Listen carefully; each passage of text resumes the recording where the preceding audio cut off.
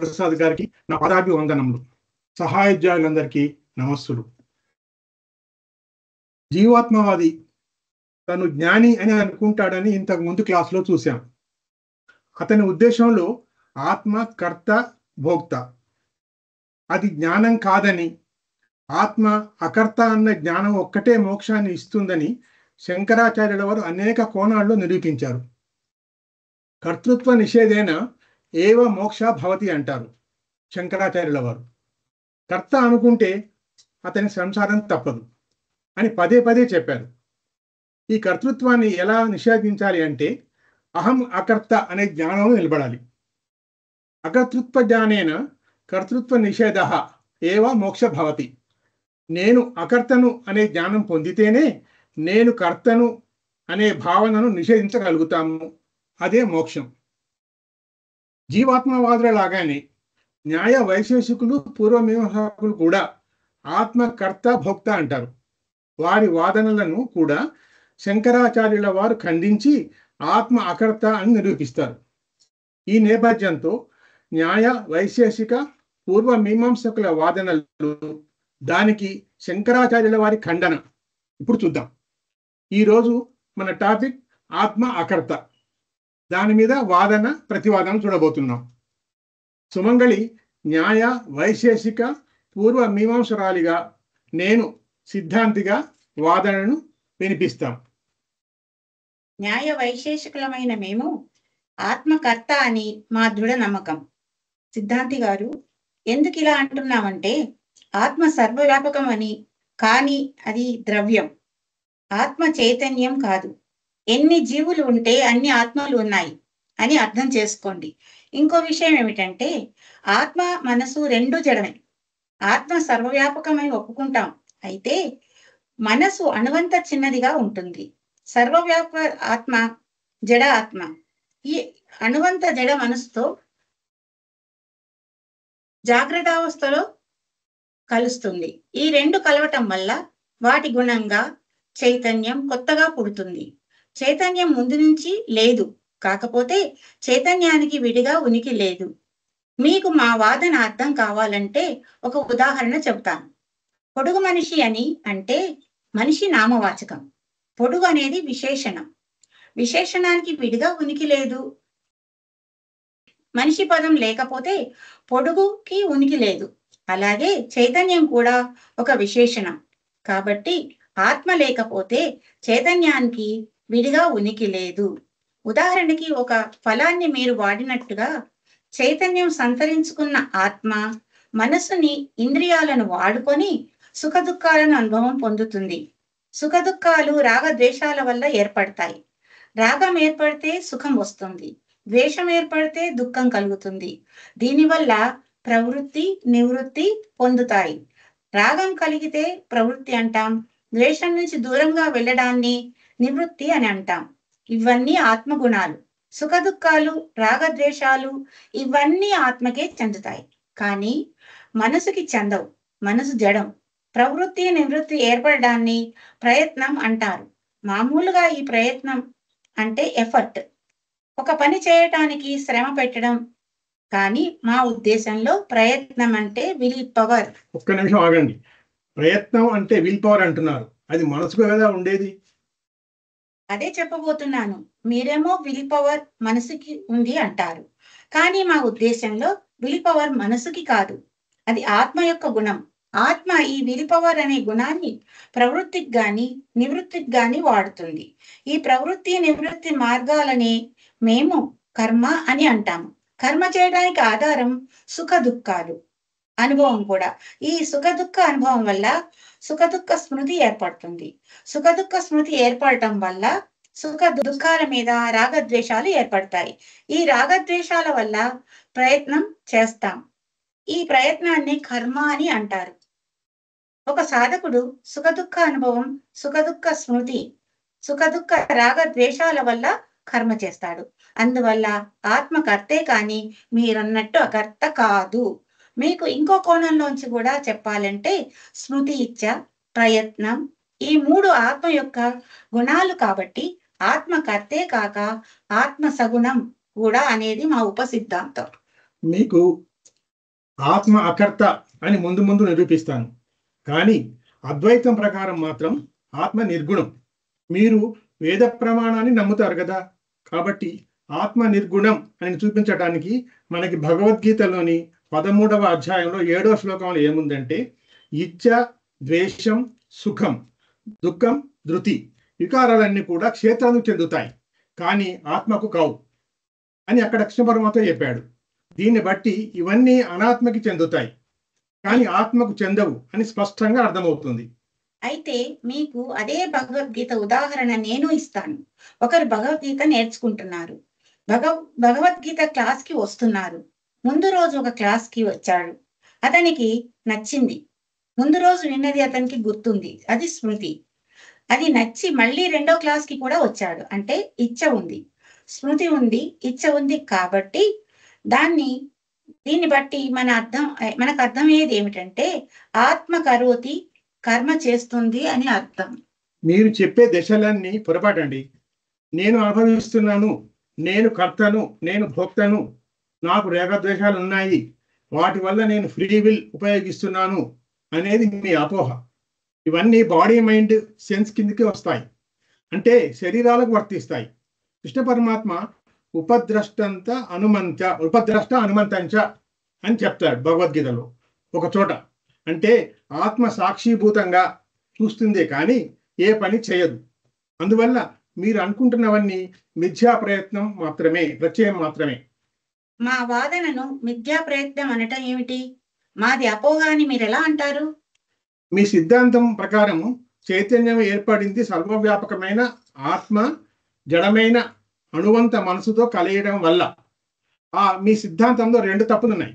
ఒకటి, సర్వవ్యాపకమైన ఆత్మ, అంతటా ఉండే ఆత్మ మనసుతో ఒక సమయంలో కలవడం ఏంటి?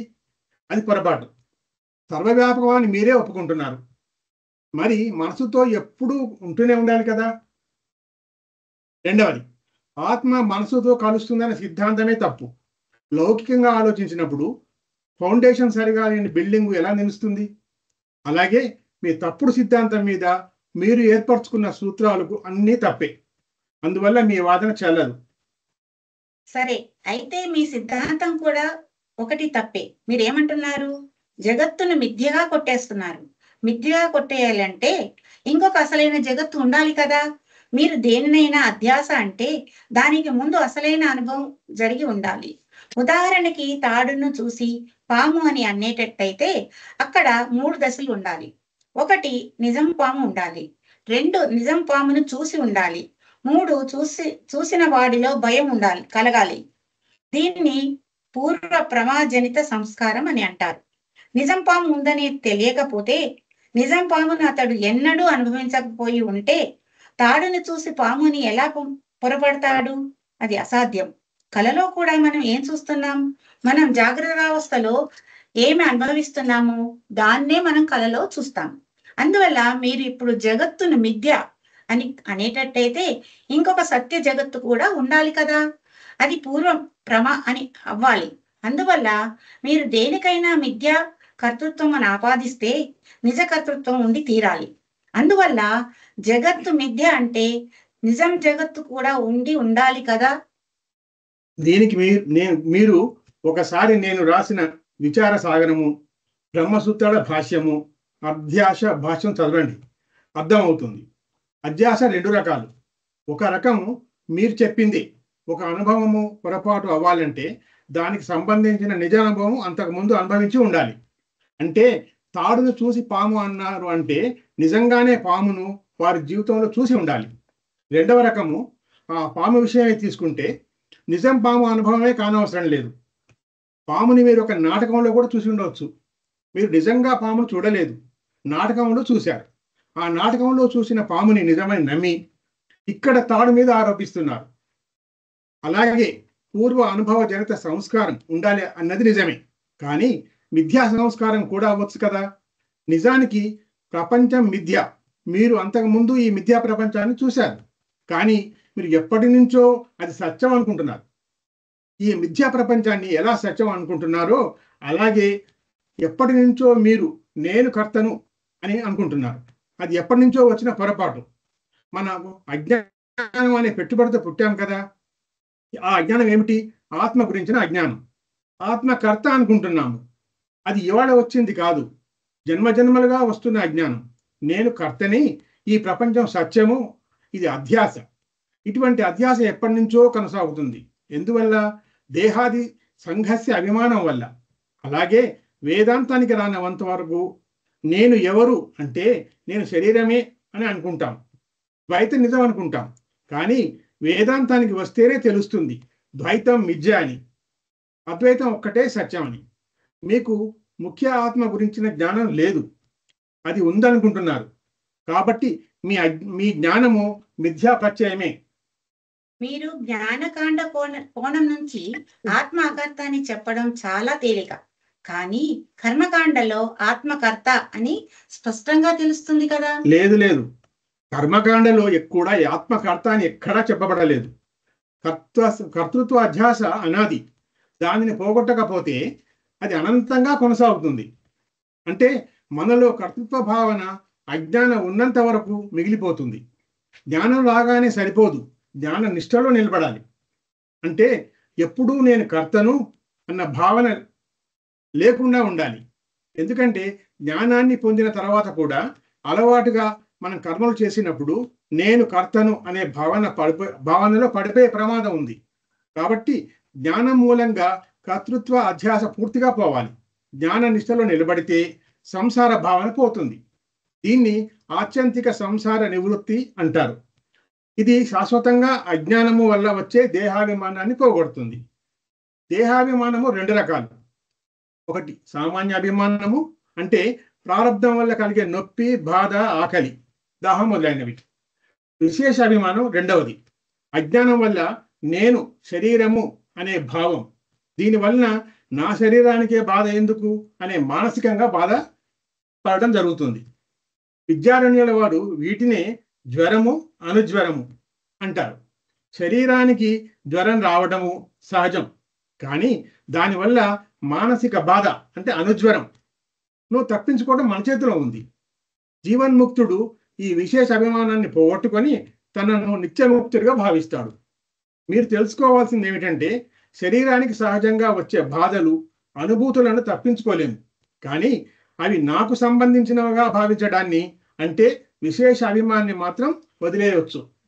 ఎప్పుడు నేను శుద్ధ చైతన్యమే అని స్థితిలో నిలబడినప్పుడే జ్ఞాననిష్ట సంపూర్ణం అవుతుంది. మనసుతో ఉండే అనుబంధము సహజం, కర్మజం, భ్రాంతిజన్యం అని దృగ్దృశ వివేకంలో వస్తుంది. మీకు ఉన్న అనుబంధము భ్రాంతిజన్యం.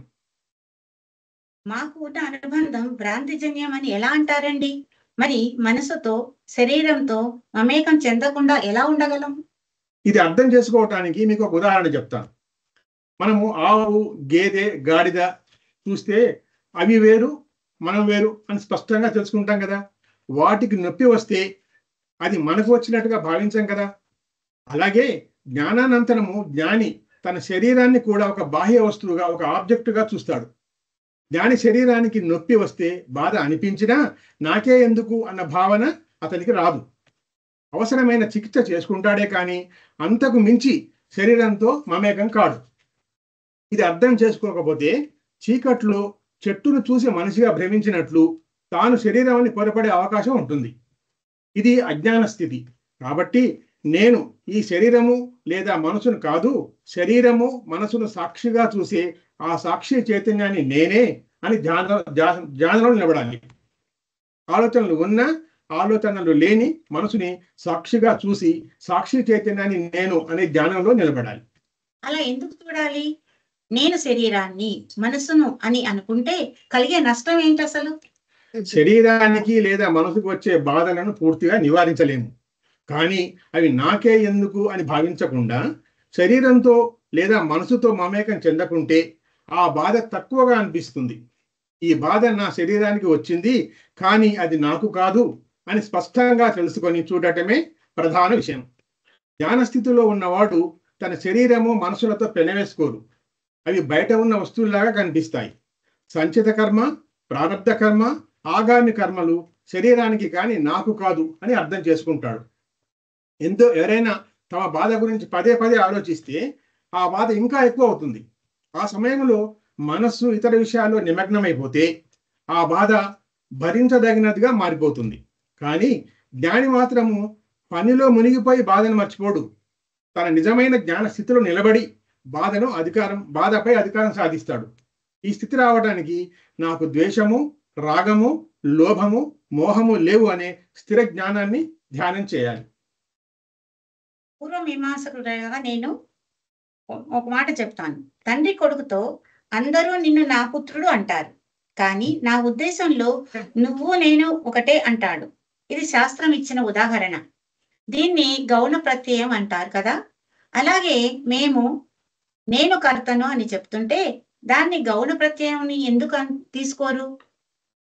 తండ్రి కొడుకు విషయంలో చెప్పేది గౌణ ప్రయోగం నిజమే. తండ్రి తెలిసి తెలిసి నువ్వే నేను అంటాడున్నాడు. అంటే అతని మీద మమకారాన్ని అహంకారంగా మారుస్తున్నాడు. మమకారం కన్నా అహంకారం ఎక్కువగా ఉంటుంది. అహంకారం ఎక్కువయ్యేసరికి నేను అనే భావన ఇంకా ఎక్కువ కనిపిస్తుంది. కానీ మీ విషయంలో ఆత్మ గురించిన మీ సిద్ధాంతము గౌణ ప్రత్యయం కాదు, అది పొరపాటు. ఎందుకంటే మీరు ఆత్మ గురించి తెలుసుకోవడం లేదు. మీరు సూక్ష్మ శరీరం వద్దే ఆగిపోతున్నారు. మీరు జ్ఞానానికి వస్తేనే అది అసలైన జ్ఞానం అవుతుంది. వేద పూర్వ భాగం మొత్తం మనిషే కర్త భోక్త అని దాన్ని ప్రతిపాదిస్తుంది. వేదంలో విధి అంటే చేయాలి, నిషేధ అంటే చేయకూడదనే వాక్యాలు ఉన్నాయి కదా. ఉదాహరణకు తైత్తిరీయ ఉపనిషత్తులో సత్యం వద, ధర్మం చర లాంటి నియమాలు ఉన్నాయి. అలాగే సత్యాన్ని వదలవద్దు, ధర్మాన్ని వదలవద్దు వంటి నిషేధాలు కూడా ఉన్నాయి. ఇవి చోదన వాక్యాలు లేదా కమాండెడ్స్ అంటారు. ఇవన్నీ జడ పదార్థాలకు, జంతువులకు వర్తించవు. కేవలం బుద్ధి, స్వేచ్ఛ ఉన్న మనిషికే వర్తిస్తాయి. చిన్నపిల్లలకు, మానసిక రోగులకు కూడా వర్తించవు. ఎందుకంటే వారిలో ఫ్రీ విల్ లేదు. అందువలన వేదం ఎక్కడ విధి చెప్పిందో అక్కడ కర్తవ్యం అని తప్పనిసరిగా ఉంటుంది. నేను కర్తను కాను అని అంటే వేద పూర్వ భాగం అప్రమాణం అవుతుంది. కాబట్టి శాస్త్రం చెప్పిన కర్మలను చేయాలి. కర్తృత్వ భావాన్ని పూర్తిగా త్యజించలేరు కదా. కాబట్టి మా జ్ఞానం గౌణ ప్రత్యయమే. మీరు అనుకుంటున్నట్టుగా మీరు కర్త భోక్త కాదు. గౌణ ప్రత్యయం వాడలేరు. గౌణ ప్రత్యయం ఎప్పుడు వాడతారు? నిజం తెలిసి ఆ పదం వాడినప్పుడు అనుకోవాలి మీరు అట్లా. కానీ మీకు నిజం తెలియడం లేదు. మీరు కర్త భోక్త అనుకుంటున్నది అజ్ఞానంతో కూడిన పొరపాటు. కర్తృత్వ అభిమానం మీకు ఎలా వచ్చింది? అజ్ఞానం వల్ల వచ్చింది. అది మిథ్యాత్వ జ్ఞానమే. రజ్జు సర్ప భ్రాంతి ఉదాహరణలో ముఖ్యపాము, మిథ్యాపాము, గౌణపాము అని చూశాము. ముఖ్యపాము అంటే అసలు పాము, మిథ్యాపాము అంటే తాడును చూసి పాముగా పొరపాటు పడటం, అది మిథ్యాజ్ఞానం. గౌణపాము అంటే డ్రామాలో శివుడి వేషం వేశారు వ్యక్తి రబ్బరు పామును అని అతనికి తెలుసు. రబ్బరు పాము అని అతనికి తెలుసు. ఇప్పుడు మీ జ్ఞానము ముఖ్యాత్మ గురించా, మిథ్యాత్మ గురించా అన్నది తేలాలి. మీరేమో మాది గౌణ ఆత్మ జ్ఞానం అని అంటున్నారు, కానీ మీది మిథ్యాత్మ జ్ఞానమే. పూర్వమీమాంసకులమైన మాకు కర్మకాండ ప్రమాణం కాబట్టి, కర్మకాండలో నువ్వు కర్తవి అంటుంది కాబట్టి కర్త అనేది సత్యంగా తీసుకోవాలి. అది మిథ్యా జ్ఞానం తీసుకోకూడదండి. ప్రమాణం నిర్వచనం ఏమిటంటే, ప్రమాణము వేరే ఏ ప్రమాణం ద్వారా తెలియని జ్ఞానమై ఉండాలి. అది ప్రత్యేక జ్ఞానంగా ఉండాలి. వేరే ప్రమాణం చెప్పనిదై ఉండాలి. దీన్ని అనధిగత్వం లేదా అపూర్వత అంటారు. ఉదాహరణకు కన్ను రంగులు మాత్రమే తెలియజేస్తుంది, చెవి రంగులు చెప్పదు. అలాగే కన్ను దూరంలో ఉన్న సముద్రాన్ని నీలంగా అంటే మొదటిసారిగా పొందిన జ్ఞానము చివరగా అప్రమాణం అవుతుంది. ఎప్పుడైతే ఒక ప్రమాణం చెప్పిన విషయాన్ని ఇంకొక ప్రమాణము లేదా అదే ప్రమాణంతో తిరస్కరించబడితే దానికి ప్రమాణ హోదా ఉండదు. అదేవిధంగా నువ్వు కర్తవు అనే కర్మకాండ ప్రత్యేకంగా చెప్పనవసరం లేదు. మీలో ఇప్పటికే నేను కర్తను అనే భావన సహజంగానే ఉంది. శాస్త్రము కొత్తగా చెప్పడం లేదు. రెండో విషయం, అదే కర్తృత్వాన్ని జ్ఞానకాండ తిరస్కరించి నువ్వు అకర్తవే అని స్పష్టంగా చెబుతుంది. ఉదాహరణకు నాయం హంతిన హన్యతే అంటే కర్మకాండ చెప్పిన దాన్ని జ్ఞానకాండ తిరస్కరిస్తుంది. కాబట్టి కర్మకాండ నువ్వు కర్తవే అని విషయానికి ప్రమాణ లక్షణం వర్తించదు. ఎందుకంటే అది ఈ ప్రమాణ నిబంధనలకు లోబడదు కాబట్టి. కర్మకాండ కర్తృత్వానికి ప్రమాణం కాకపోతే కర్మకాండ మరి దేనికి ప్రమాణం? కర్మకాండ పుణ్యపాపానికి స్వర్గ నరకానికి ప్రమాణం. మనకి పాపకర్మలు చేస్తే నరకానికి వెళ్తామని, పుణ్యకర్మలు చేస్తే స్వర్గానికి వెళ్తామని, ఆ స్వర్గలోకాలు నరకలోకాల గురించి చెప్పింది కర్మకాండే. అలాగే మీరు ఒక కర్మ చేస్తే అదృష్ట ఫలం వస్తుంది, పుణ్యపాపాలు వస్తాయని చెప్పింది కూడా శాస్త్రమే. ఈ స్వర్గ నరకాల గురించి, పుణ్యపాపాల గురించి ప్రత్యక్ష ప్రమాణము, అనుమాన ప్రమాణం ద్వారా చెప్పలేము. వాటికి అందనిది బోధించేది వేదం. అందువల్లే దీన్ని అపౌరుషేయం అన్నారు. ప్రత్యక్ష అనుమాన ప్రమాణాలకు అందనిది బోధించేదాన్ని వేదం అంటారు అని సాయనాచార్యుల వారు వేదాన్ని నిర్వచించారు. సరే నయగురాల, ఇప్పటికే చాలా కాలయాపన అయింది, నాకు సంధ్యావందనం సమయం అయింది. తదుపరి వాదోపవాదులు మరోసారి చూద్దాం. ఓం తత్సత్. సర్వం శ్రీ కృష్ణార్పణమస్తు.